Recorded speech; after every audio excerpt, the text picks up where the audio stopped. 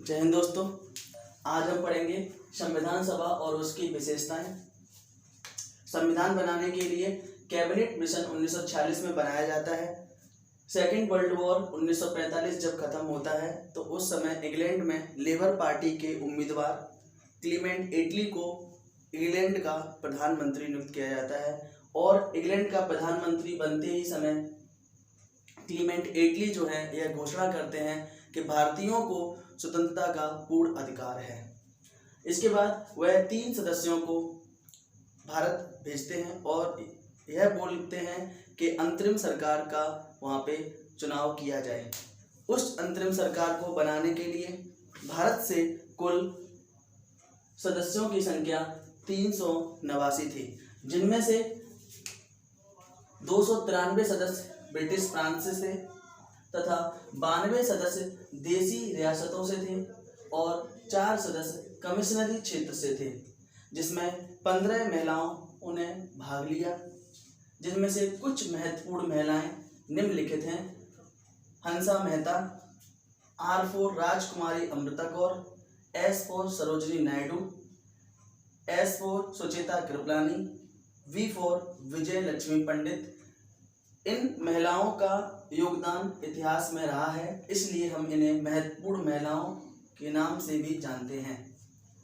इसके बाद 9 दिसंबर 1946 को संविधान सभा की पहली बैठक नई दिल्ली में बुलाई जाती है, जिसमें डॉक्टर सच्चिदानंद सिन्हा को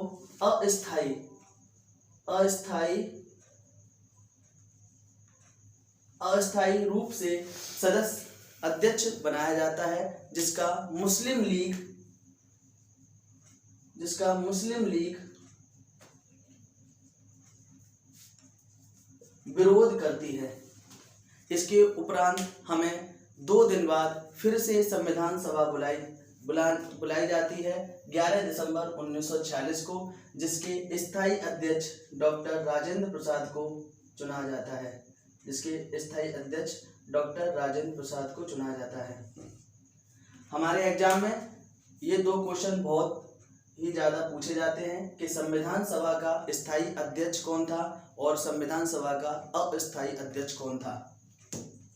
इसके बाद हम देखते हैं कि 13 दिसंबर 1946 को पंडित जवाहरलाल नेहरू द्वारा उद्देश्य प्रस्ताव संविधान सभा में स्वीकार किया जाता है, लेकिन उस प्रस्ताव को 22 जनवरी 1946 को पारित किया जाता है। इसके पीछे डॉक्टर भीमराव अंबेडकर ने संविधान सभा में यह बताया था कि हमें कुछ दिनों तक मुस्लिम लीग और देसी रियासतों से न आने वाले सदस्यों का इंतजार करना चाहिए। उसके बाद हमने उद्देश्य प्रस्ताव को 22 जनवरी 1946 को पारित किया। 29 अगस्त 1947 को प्रारूप समिति बनाई जाती है। हम इस प्रारूप समिति को मसौदा समिति के नाम से भी जानते हैं। हम इसे ड्राफ्ट कमेटी भी बोल सकते हैं, जिसके अध्यक्ष डॉक्टर भीमराव अंबेडकर को बनाया जाता है। प्रारूप समिति भारतीय संविधान में सबसे बड़ी समिति थी, इसलिए डॉक्टर भीमराव अंबेडकर को भारतीय संविधान का जन्मदाता कहा जाता है। भारतीय संविधान को बनाने के लिए हमारे देश के प्रमुख नेताओं ने एवं विधि सलाहकार ने लगभग 60 देशों के संविधानों को पढ़ा है। संविधान बनाने में 2 वर्ष 11 महीने 18 दिन का वक्त लगा।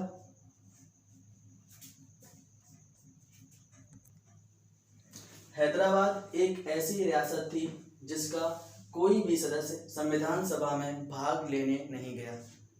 महात्मा गांधी और मोहम्मद अली जिन्ना ने भी कभी संविधान सभा में भाग नहीं लिया था।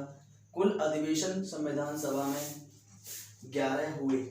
अगर हम हस्ताक्षर वाले भी दिन को ऐड कर लें तो कुल अधिवेशन 12 हो जाते हैं। संविधान के प्रारूप पर चर्चा 114 दिन तक हुई। संवैधानिक सलाहकार V.N. रॉय थे।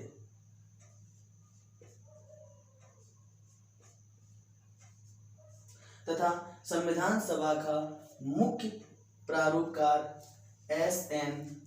मुखर्जी थे। 7वां अधिवेशन इतिहास में इसलिए महत्वपूर्ण है क्योंकि इस समय हमारे राष्ट्रपिता महात्मा गांधी की हत्या हो जाती है और संविधान सभा 7वें अधिवेशन में महात्मा गांधी को श्रद्धांजलि देती है।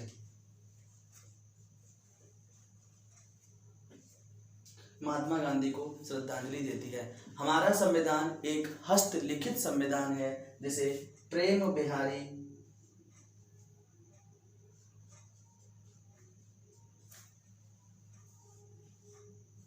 नारायण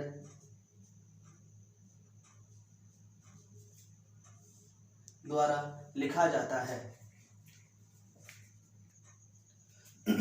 संविधान के पृष्ठों को सजाने का कार्य नंदलाल बोस को दिया गया। नंदलाल बोस को दिया गया। मूल संविधान में कुल 395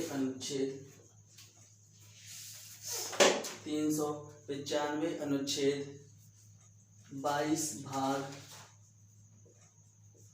और 8 अनुसूची थी।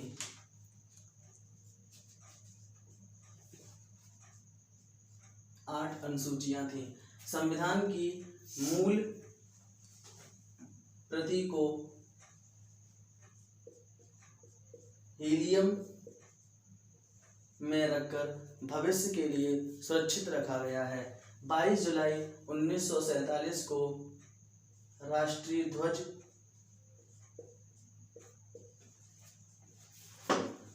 ध्वज के रूप में तिरंगा को अपनाया गया। 24 जनवरी 1950 को राष्ट्रीय गान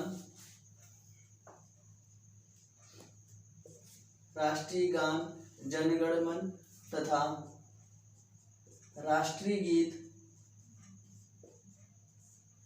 वंदे मातरम को अपनाया गया।